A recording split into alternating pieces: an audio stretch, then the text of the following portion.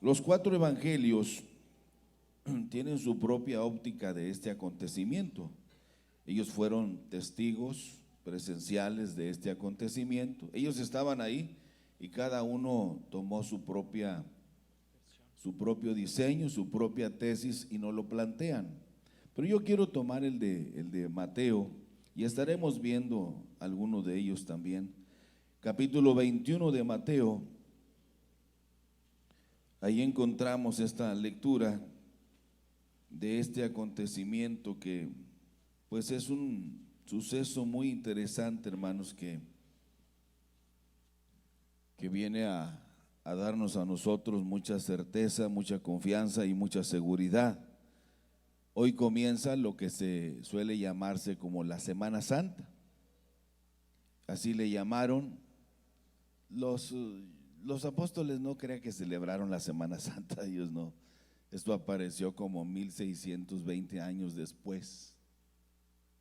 Esto de la Semana Santa, ellos no crean que la celebraban como la celebramos nosotros, ni los apóstoles ni los primeros cristianos del siglo I, siglo II, nunca celebraron la Semana Santa. Esto vino muchos años después. Pero es una buena forma de no olvidar este acontecimiento, hermanos, interesantes, que fue un parteaguas en el ministerio de Jesús. ¿Ya lo encontraron? Mateo 21. Vamos a leerlo, hermanos. Vamos a leerlo todo este acontecimiento hasta el versículo 11 para que quede registrado en nuestra memoria. Dice: cuando se acercaron a Jerusalén y vinieron a Betfagé, al monte de los olivos, Jesús envió, dice, 2 discípulos, diciéndoles: id a la aldea que está enfrente de vosotros, y luego hallaréis un asna atada y un pollino con ella, desatadla y traédmelos.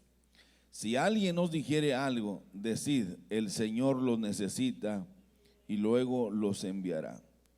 Todo esto aconteció para que se cumpliese lo dicho por el profeta cuando dijo: decid a la hija de Sión, he aquí, tu rey viene a ti, manso y sentado sobre un asna, sobre un pollino, hijo de animal de carga. Y los discípulos fueron e hicieron como Jesús les mandó. Esto se llama obediencia, hermanos. Y trajeron el asna y el pollino y se pusieron sobre ellos sus mantos, y él se sentó encima. Y la multitud, que era muy numerosa, tendía sus mantos en el camino, y otros cortaban ramas de los árboles y las tendían en el camino. Y la gente que iba delante y la que iba detrás aclamaba diciendo, ¿qué decía? Leamos juntos, dice: Hosana al Hijo de David, bendito el que viene en el nombre del Señor, Hosana en las alturas. Cuando entró él en Jerusalén, toda la ciudad se conmovió diciendo: ¿quién es este? Y la gente decía: este es Jesús, el profeta de Nazaret de Galilea. Ahí le dejamos. Pueden sentarse, por favor. Vamos a entrar, hermanos, a esto del Domingo de Ramos, que está muy interesante. Es la entrada triunfal. Fíjese, hay un acontecimiento muy peculiar en esto que nosotros celebramos, porque hay algo que a mí me llama mucho la atención, y es que después de todo, Lucas lo marca ahí en su capítulo 19, que Jesús lloró después de esto, lloró. Y Jesús dijo: ¿cuántas veces quise juntarte como la gallina junta, pero nunca quisiste? Porque mire, hermanos, cuando analicemos con mucha seriedad este acontecimiento, este mismo pueblo que lo está ahora alabando y lo está exaltando y lo está reconociendo, 5 días después lo está escupiendo en la cara y le está pidiendo que lo crucifiquen. ¿Cómo somos tan cambiantes nosotros? Como que hoy somos algo y mañana somos totalmente lo contrario. Y eso es lo que refleja, si lo vemos como dentro de la teología del espejo, ¿qué refleja? Eso, que somos muy cambiantes. Y en ese mismo lugar Jesús declara en el capítulo 19 de Lucas, habla que toda esta nación es una nación pecadora y cómo eso es el rechazo de aquellos hermanos que pudieron tener el privilegio de estar con Él y no lo reconocieron. Por eso yo quisiera que nosotros tuviéramos mucho cuidado. Los cuatro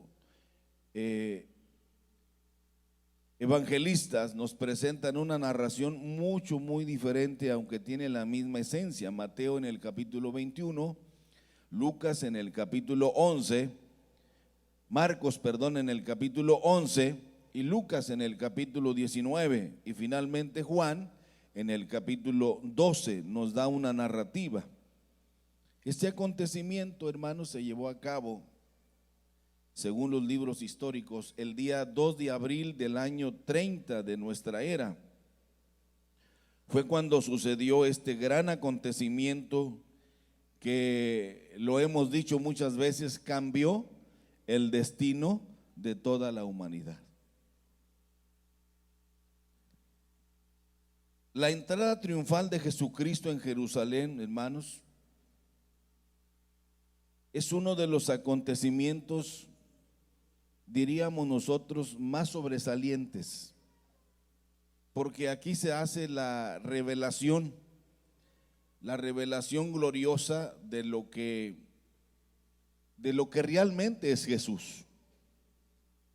Y los cuatro evangelistas, como decía yo al principio, desde su propia óptica, como historiadores y como notarios de los hechos y de los dichos de Jesús de Nazaret, nos lo presentan en su propia narrativa. Mateo tiene su inclinación hacia darle un mensaje propiamente a los judíos. Por eso él hace énfasis acerca del cumplimiento de la profecía de Zacarías 9:9. Él hace mucho énfasis en eso porque es Mateo, que era un erudito, era una persona bien preparada, era el mejor preparado de todos, escribía todo.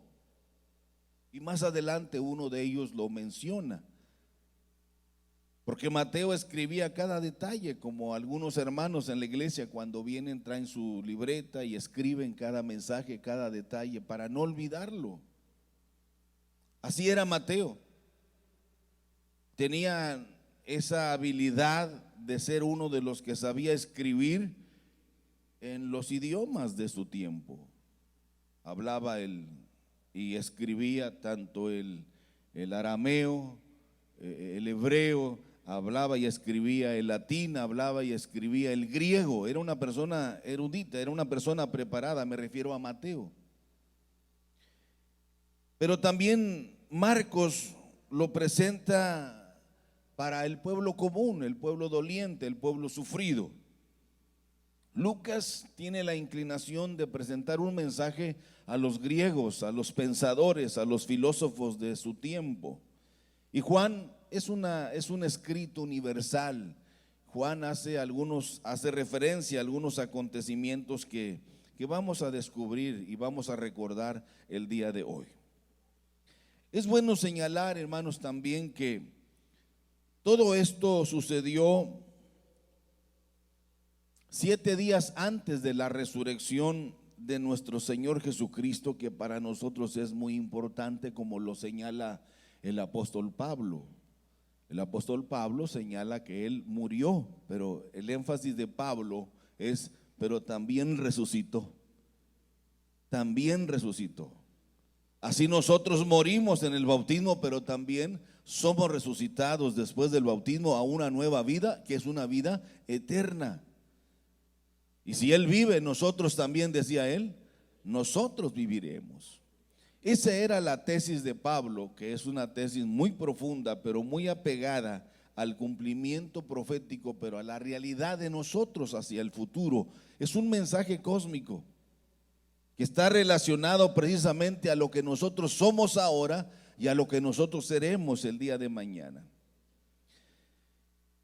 Cuando nosotros analizamos este día, vemos a un pueblo, hermanos, que ahora está alabando al Señor Jesús y que 5 días después se retractan y lo están condenando y pidiendo también su muerte.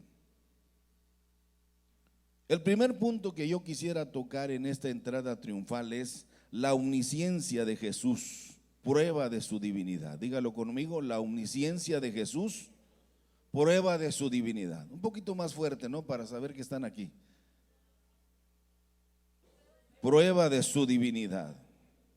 Eso no se nos debe olvidar, hermano, porque hoy hay una nueva religión que se está desarrollando muy fuerte, y algunos de esos famosos, no grandes, no le llame grandes a esos, son famosos porque ellos son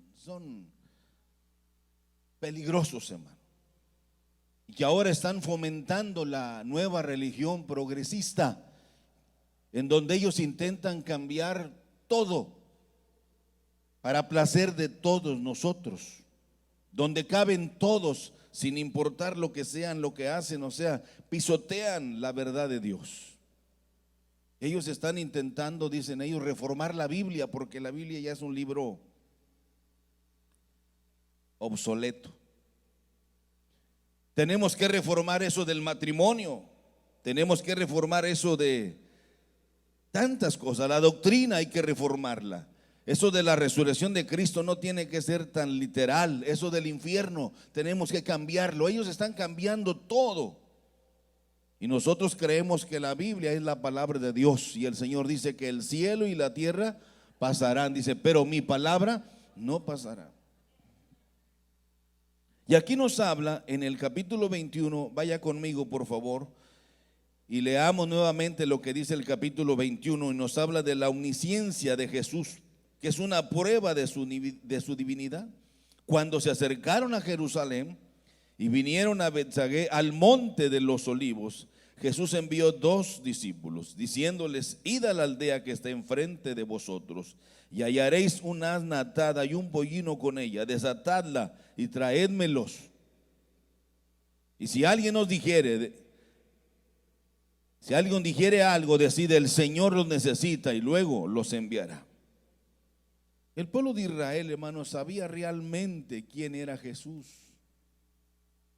pero ellos fueron presas del sistema de su tiempo. Ellos sabían exactamente. El Señor conocía todas las cosas. Él no estaba ahí tratando, hermanos, de, como diríamos nosotros, de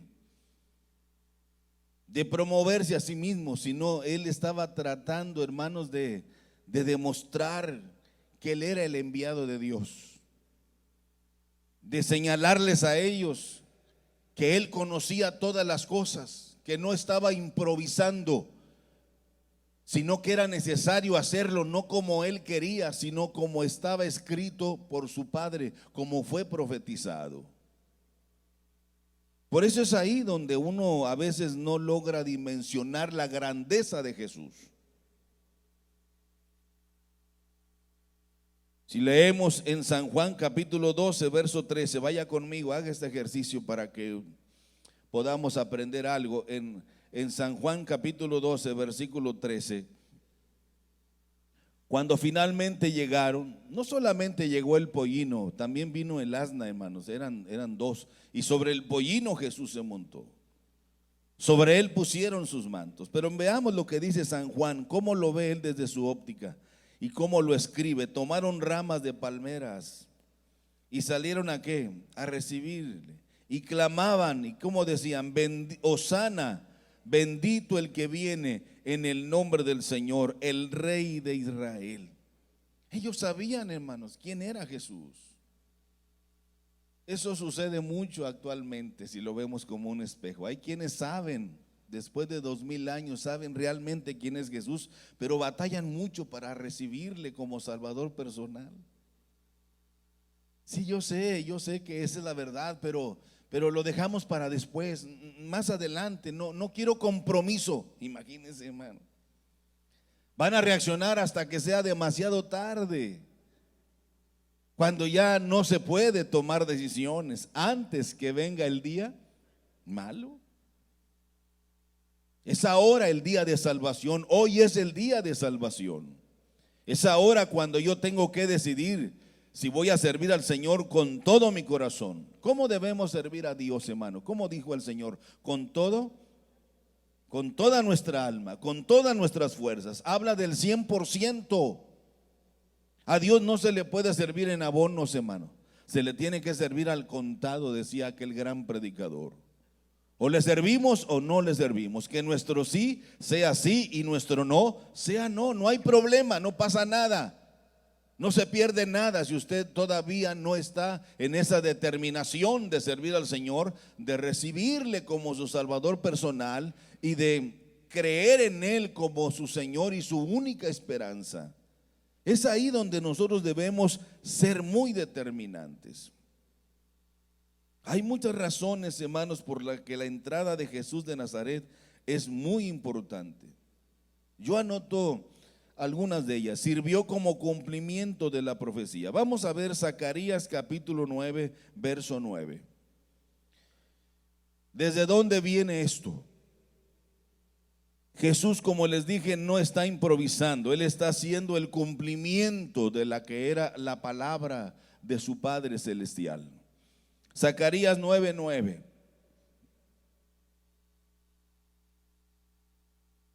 Y lo vamos a leer todos, porque yo sé que algunos de ustedes no han leído Zacarías 9:9.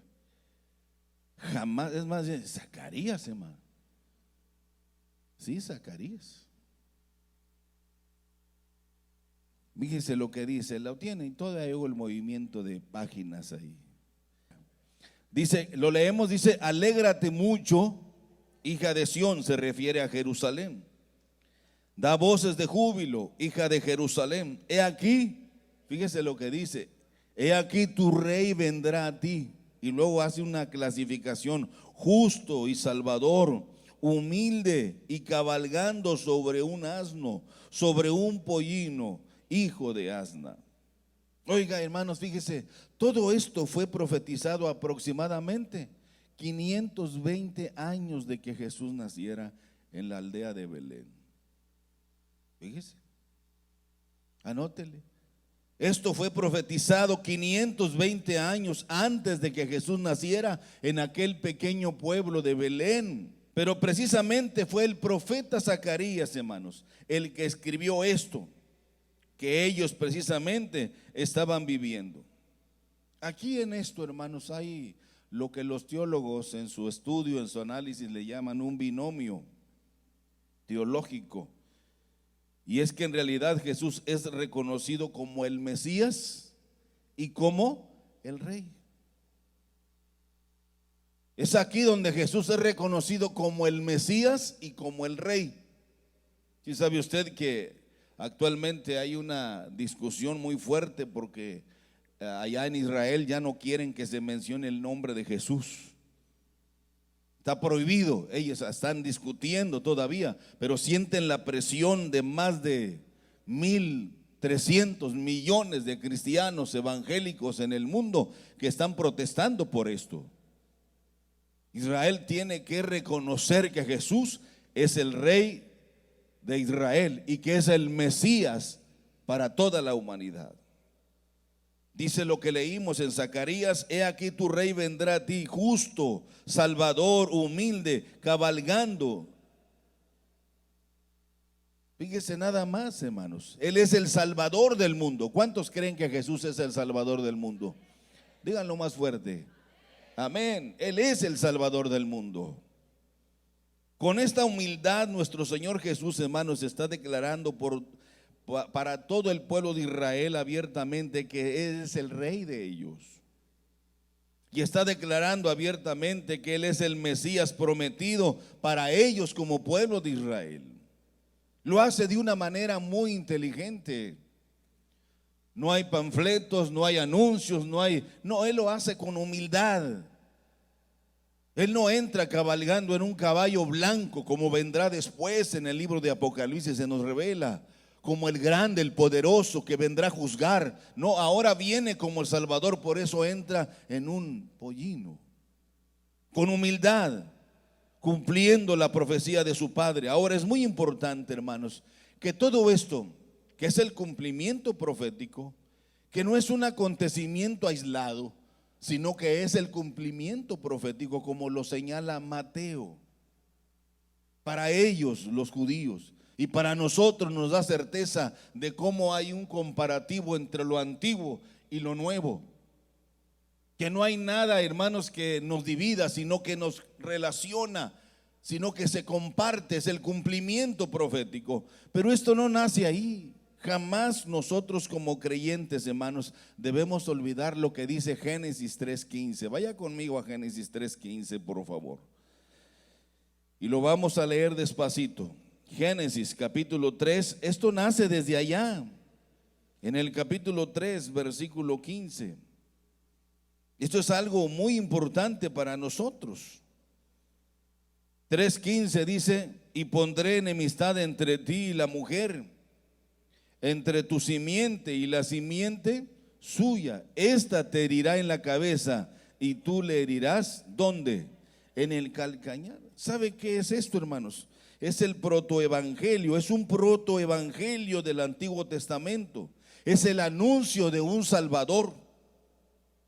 Esta es la promesa de un Salvador para toda la humanidad.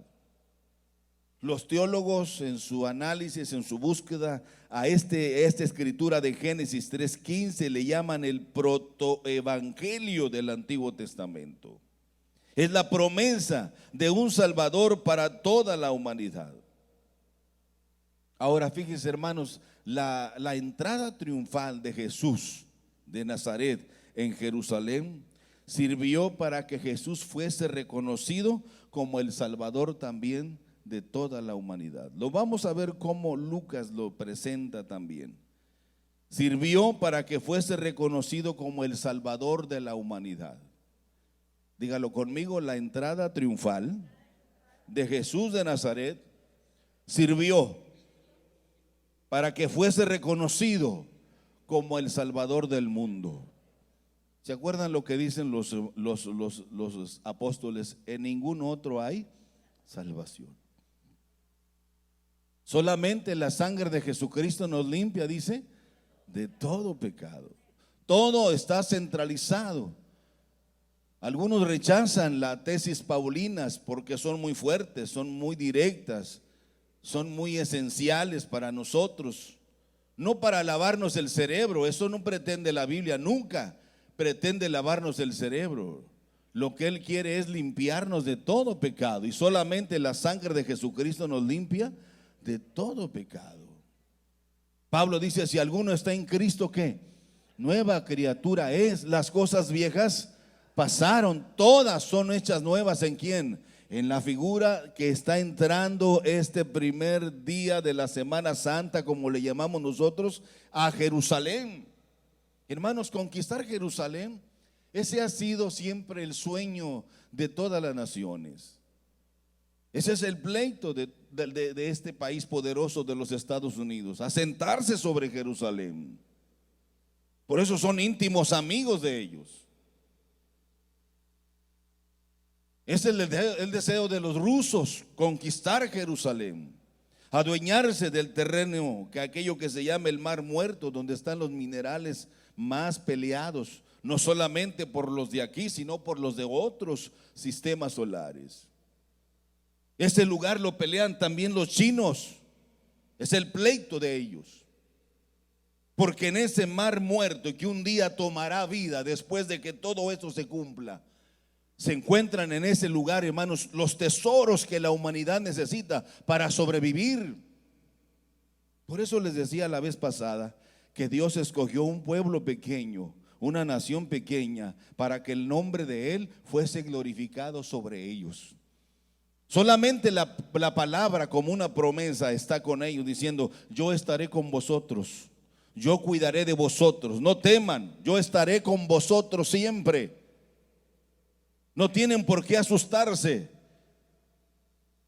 Y Dios lo ha demostrado en el paso de los años, cómo Dios cumplió su promesa, no solamente en Noé, no solamente en Abraham, no solamente, hermanos, en Moisés, no solamente con José, no solamente con Josué, sino con todo ese historial, con todo ese expediente histórico. Y es precisamente estos apóstoles, hermanos, que fueron testigos presenciales del cumplimiento. En segundo lugar, les dije, sirvió como cumplimiento de que Jesús es el Rey, es el Salvador de la humanidad. Pero también hay un tercer punto, que sirvió como cumplimiento de que Jesús es el Rey de Israel. No solamente como el Salvador de la humanidad, sino que Él es el Rey de Israel. Fíjense, hermanos, el Señor Jesucristo, en todo esto que estamos viendo, lo que Él quiere darnos este día de su entrada triunfal es un mensaje de esperanza y es un mensaje de amor. El Señor Jesucristo, hermanos, está declarando con mucha claridad que Él es el Rey de todos ellos. Así lo cantaron cada uno de ellos, así lo proclamaron cada uno de ellos. Pero fíjese cómo somos nosotros tan cambiantes. Vaya conmigo a Mateo capítulo 21, que es nuestra base. Cómo de repente, hermanos, no todos lo reconocían, a pesar de que una inmensa multitud.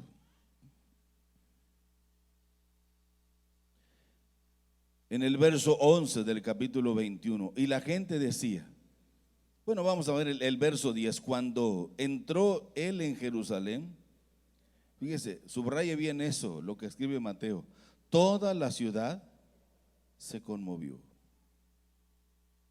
Toda la ciudad se conmovió, diciendo, ¿cuál era la pregunta?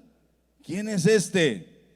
Y la gente decía, con desprecio, este es Jesús el profeta de Nazaret de Galilea. Por eso los fariseos, en su actitud despectiva, esos mafiosos de la religión que hacían y deshacían engañando al pueblo, decían, pero ¿qué acaso de Nazaret vendrá algo bueno? ¿No han leído la historia, ignorantes? ¿Qué acaso de Jerusalén saldrá algo bueno?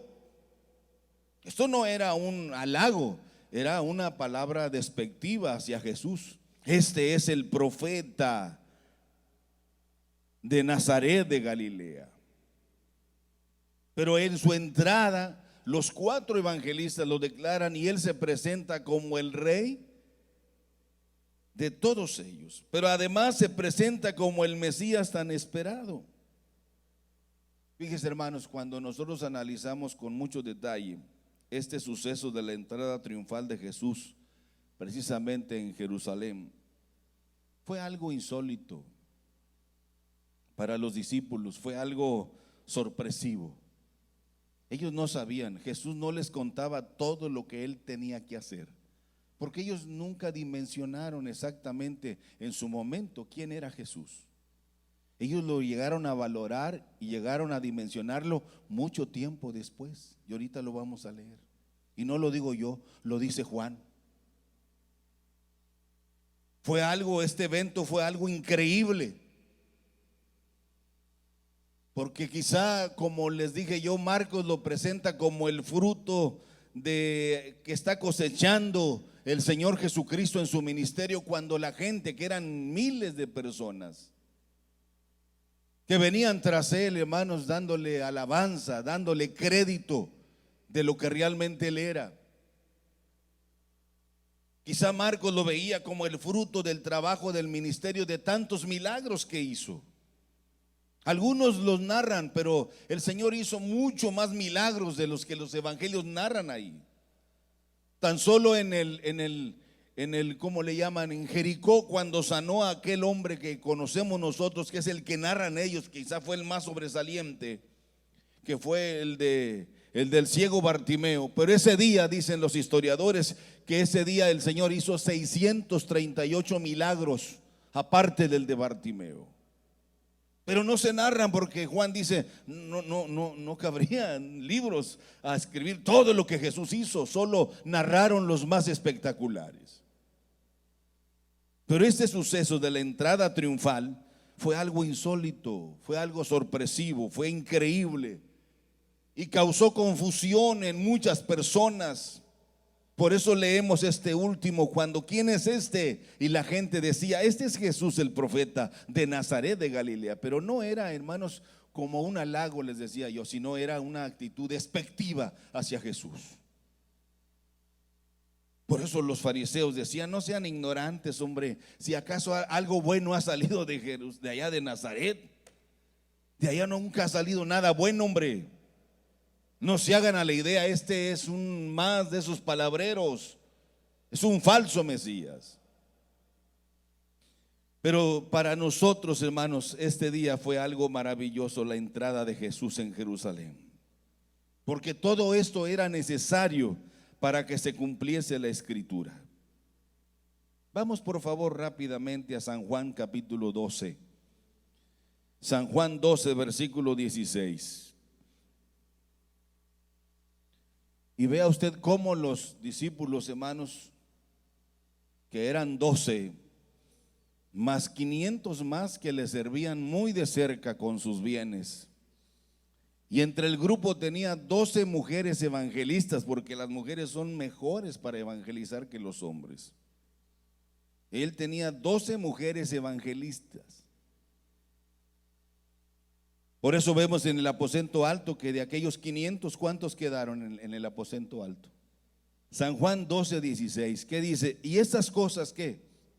Léanlo fuerte ustedes, por favor. Dice, estas cosas que no las entendieron sus discípulos al principio.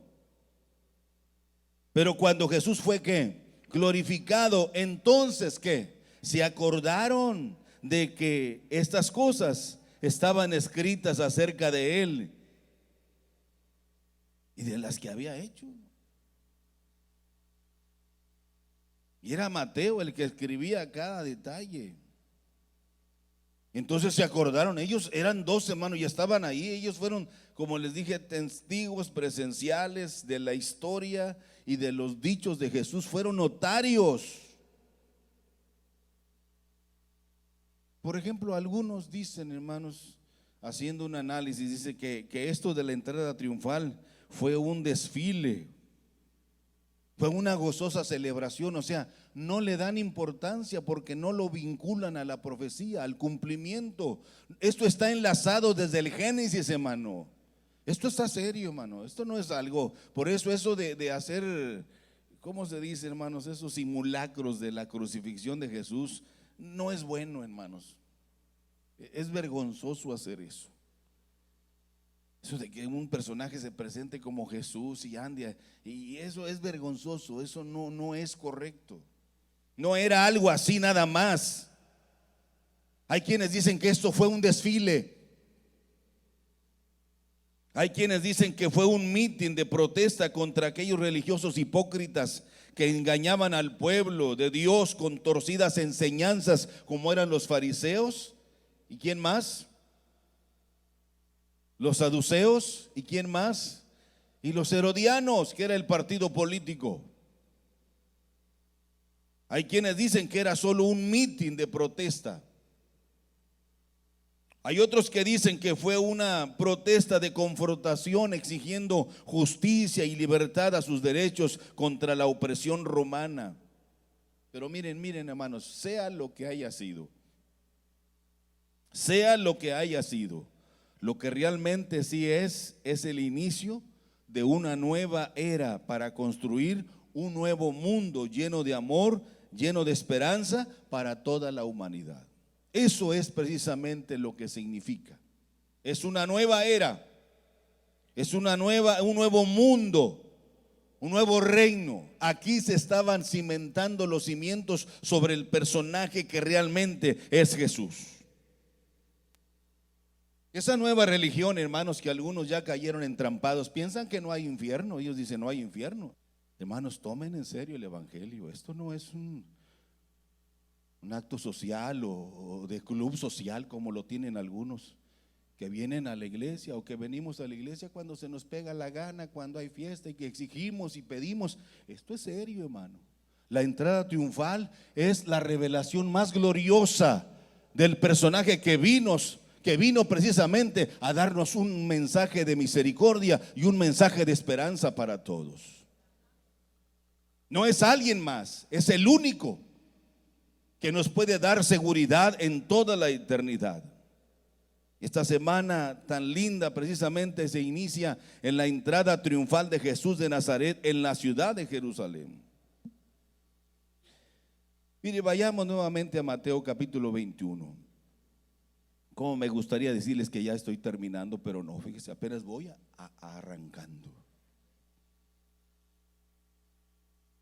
Cambien el reloj y pónganlo. 21:9, ¿qué dice? Leámoslo juntos. Y la gente iba adelante, y la que iba atrás aclamaba diciendo, ¿qué decían? Hosana al Hijo de David, bendito el que viene en el nombre del Señor. Hosana, la palabra hosana, hermana, significa sálvanos ahora, te lo rogamos. Eso es lo que significa. La palabra hosana es una palabra del idioma arameo que significa sálvanos ahora, te lo ruego. Eso es lo que significa la palabra hosana. Es una palabra que procede del idioma arameo, un idioma que hablaba muy bien Jesús y que hablaban también los discípulos de Jesús. Y era como un grito de angustia de que el Señor los salvara del yugo romano. Era un cántico que no están improvisando, sino que se escribe. Algunos dicen que lo escribió precisamente el gran rey David, pero mire, vayamos al Salmo. Ahí está en el Salmo 118. Es interesante todo esto. Mire lo que dice el Salmo 118, 25 y 26. Eso es lo que significa hosana. Ellos lo están gritando en arameo, pero significa esto que dice ahí el verso 25 y 26. Lo leen conmigo. Dice: oh Jehová, sálvanos ahora, te ruego, oh Jehová, que nos hagas prosperar ahora. Bendito el que viene en el nombre de Jehová. Este es un salmo que le llaman los teólogos el salmo mesiánico. Hijo de David. ¿Qué quiere decir esto? Bueno, que Jesús ahora es reconocido como el Hijo de David, como el heredero al trono que reinaría por toda la eternidad. Por eso San Marcos en el capítulo 11, verso 10 dice: bendito el reino de nuestro Padre David que viene, hosana en las alturas. Ellos sabían, hermano, quién era Jesús. Ellos sabían a quién estaban adorando. Me impresionó mucho en un mensaje que escuché al hermano Enrique González, nuestro superintendente general. Allá en La Gavia lo escuché ese mensaje. Me causó risa, pero después me dio miedo. Cuando dijo entre toda su prédica, dijo: hasta el diablo se sabe los coritos que cantamos nosotros. Pero desgraciadamente para él no hay esperanza ni hay salvación. Sí, dice, aquí lo vemos cantando entre nosotros. Ya ve cómo es él tan expresivo. Eso a mí me dio risa al principio, pero después lo tomé con seriedad. Dije, mire nada más. Mire nada más. ¿Hasta dónde podemos llegar? Ellos estaban cantando, hosana, hosana. Mire lo que decían en este salmo que dice: oh Jehová, sálvanos ahora. Te ruego, oh Jehová, que nos hagas prosperar ahora. Eso es lo que estaban diciendo, hosana, hosana, pero lo estaban diciendo en el idioma arameo. Ellos sabían quién era Jesús. No me deja mentir, hermano, pero hay mucha gente que sabe quién es Jesús, pero aún sabiendo quién es, lo rechazan. Solo lo buscan cuando lo necesitan. Y eso no es correcto. Necesitamos cambiar. Él es el todo para nosotros. Dígalo conmigo, Él es el todo para mí. Realmente Él es el todo para nosotros. Sí, Señor. No hay otro. Nadie más puede interceder ante el Padre. Por eso decían: bendito el que viene en el nombre del Señor. Con esta alabanza tan sencilla, el pueblo de Israel glorificaba y daba gracias al Creador, porque las maravillosas promesas de Él se estaban cumpliendo ese día. Mesías quiere decir ungido. Pero aquí vemos también, hermanos, la extraordinaria autoridad y omnisciencia que el Señor Jesús mostró. Aquí es una clara demostración de su divinidad.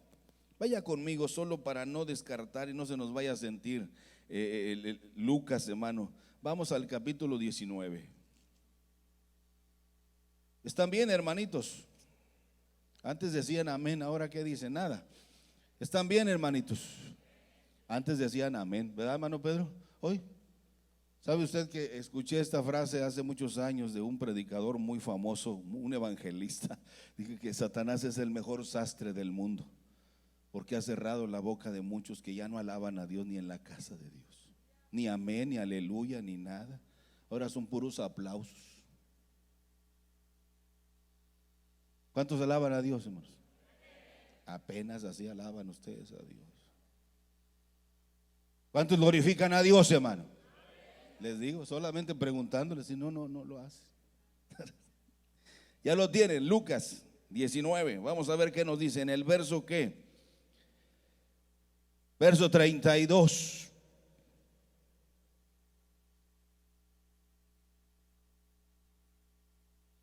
Y fueron los que habían sido ¿qué? Y hallaron ¿cómo? O sea, Él la omnisciencia, Él sabe todo, hermano. Y hallaron como Él les dijo. Y cuando desataban el pollino, ¿qué dijeron? Sus dueños le dijeron: ¿no les había dicho esto? ¿Por qué desatáis el pollino? Ellos dijeron: porque el Señor lo necesita. Y lo trajeron a Jesús. Y habiendo echado sus mantos sobre el pollino, subieron a Jesús encima. Esto nos habla con mucha claridad de su divinidad. Se cumplió todo esto exactamente como el Señor les dijo. Y esto es una clara demostración de que Jesús es Dios. Dígalo conmigo: Jesús es Dios. Él es Dios con nosotros, hermano. Por eso la escritura del apóstol Pablo en su tesis dice: solo ante el nombre de Jesús se dobla toda rodilla de los que están en el cielo, en la tierra y debajo.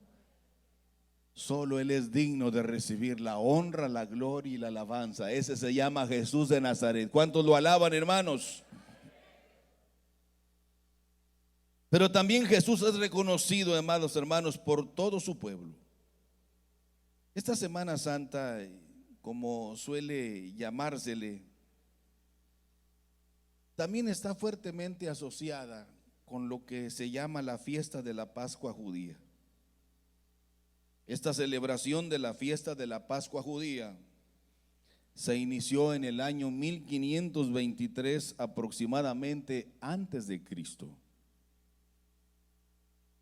Está muy asociada, está muy relacionada.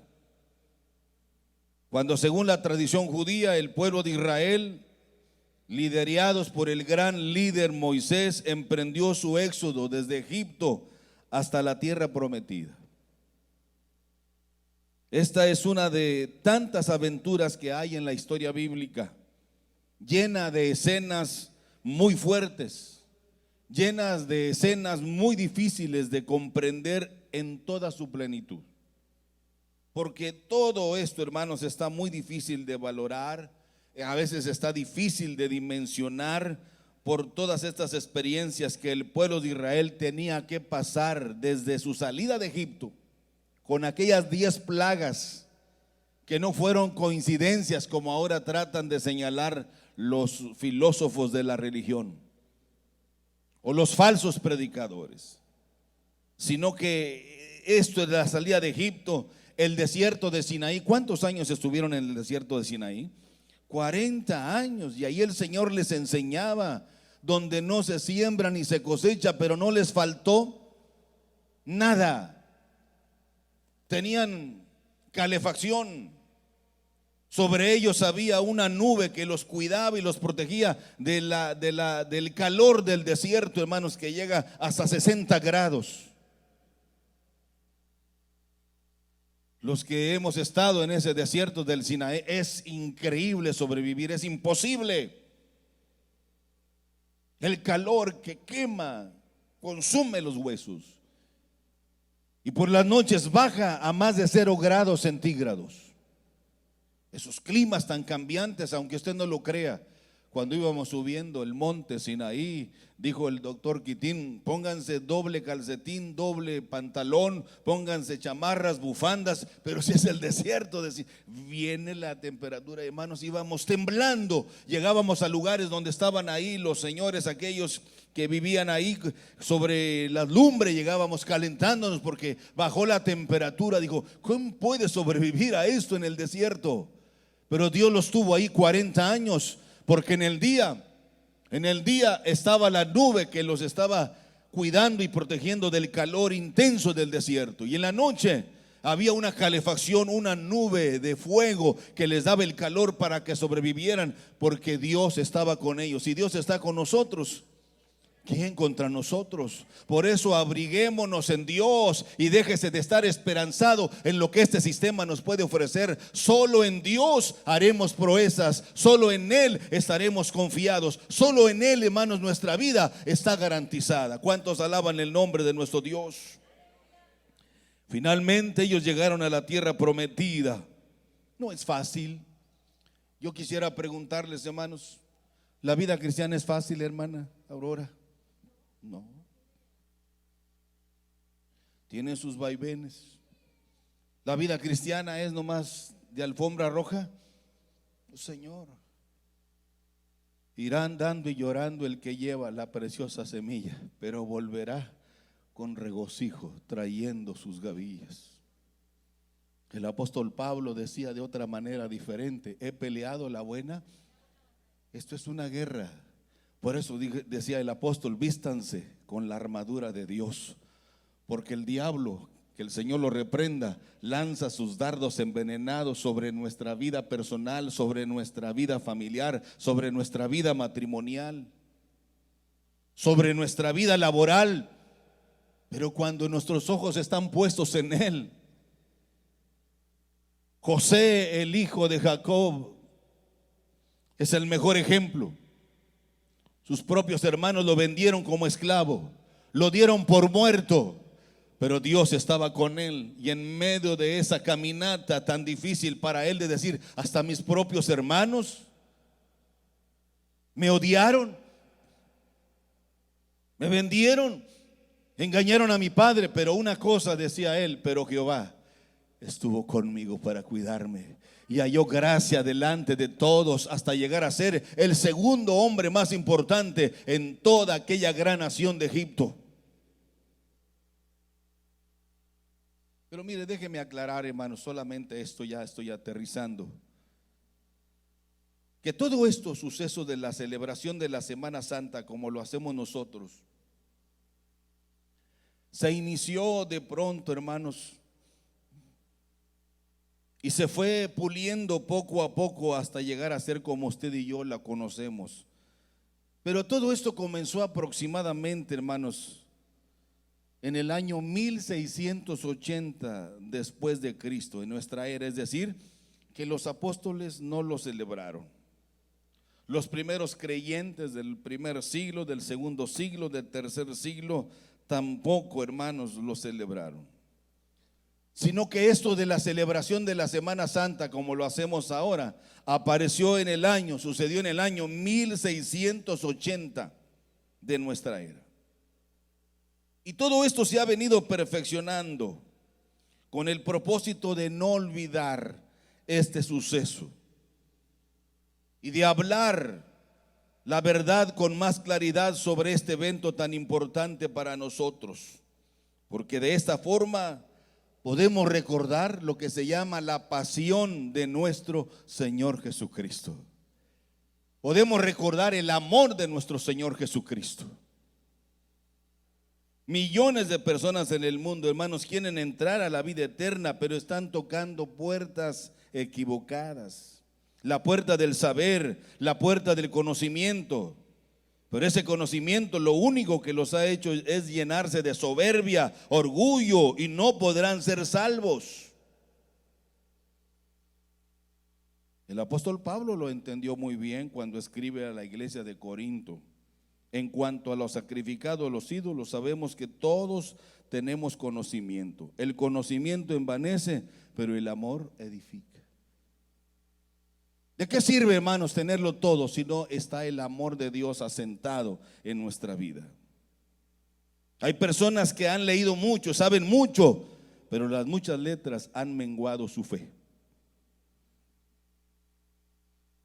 Quiero que vaya conmigo y con esto termino. Segunda de Corintios 3:6. ¿Dónde debemos nosotros mantenernos, hermanos? Ese es el secreto. Por favor, si es tan amable. Segunda de Corintios les dije, ¿verdad? Capítulo 3, verso 6. Fíjese lo que dice: el cual asimismo nos hizo ¿qué? Ministros competentes de ¿qué? Estamos en una nueva dimensión de vida, hermanos. Esta dimensión de vida los teólogos le llaman la gracia. La gracia. El cual asimismo nos hizo ¿qué? Ministros competentes de un nuevo pacto, no de la letra, sino del ¿qué? Porque la letra mata, mas el espíritu ¿qué? La iglesia, hermanos, cimentada en esa esperanza y en ese espíritu, debe mantenerse activa, debe mantenerse en esa dinámica maravillosa del Espíritu Santo. Hay cosas que son improbables, pero no hay imposible para nuestro Dios. Lucas 19:39. Entonces dice, algunos de los fariseos dijeron: Maestro, reprende a tus discípulos. Y Jesús le respondió y les dijo: os digo que si estos callaran, las piedras clamarían. Es necesario que nosotros hablemos las maravillas que Dios ha hecho con nosotros. No hay nadie como nuestro Señor Jesucristo. Quiero orar a Dios unos minutos. Cierre sus ojos.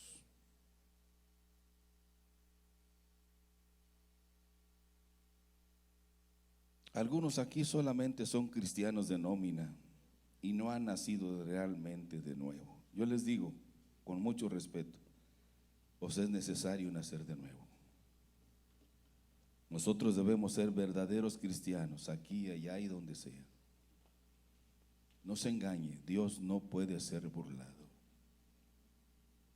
Yo le invito a que reciba a Jesús como Salvador personal. Esta es la única esperanza para nosotros. No se trata de cambiar de religión. No, esto es basura, las religiones. Se trata de abrir su corazón y dejar entrar a Jesús, el que entró triunfante en aquella ciudad de Jerusalén, y decirle: Hosana, Hosana, bendito el que viene en el nombre del Señor. A Él sea la honra, la gloria y la alabanza. Si usted por alguna razón no ha mantenido firme su fe, no se preocupe. Hoy es el momento. Si usted llegó hasta aquí hoy, es porque Dios quiere que usted haga un nuevo compromiso serio con Dios. ¿Por qué tenemos que buscar a Dios, hermano, cuando estamos entre fierros retorcidos? o que nos dan el diagnóstico de uno de nuestros hijos y entonces estamos lloriqueando, desconsolados. ¿Por qué esperar a esas malas noticias para buscar a Dios si podemos alabarle como aquellos que estaban ahí en Jerusalén? Solucionar tus problemas. Él es el camino, la verdad y la vida.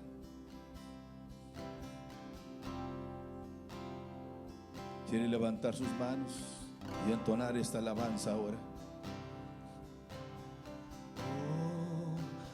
Cantemos al Señor, porque Él es digno de loor.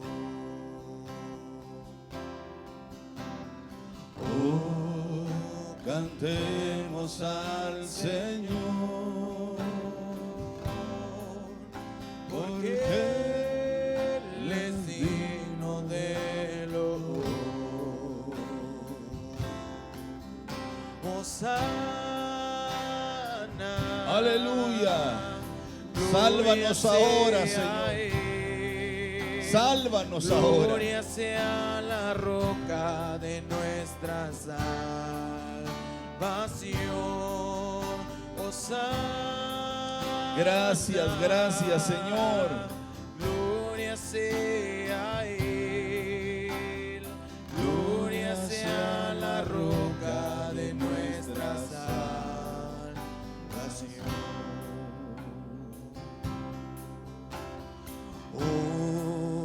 Cantemos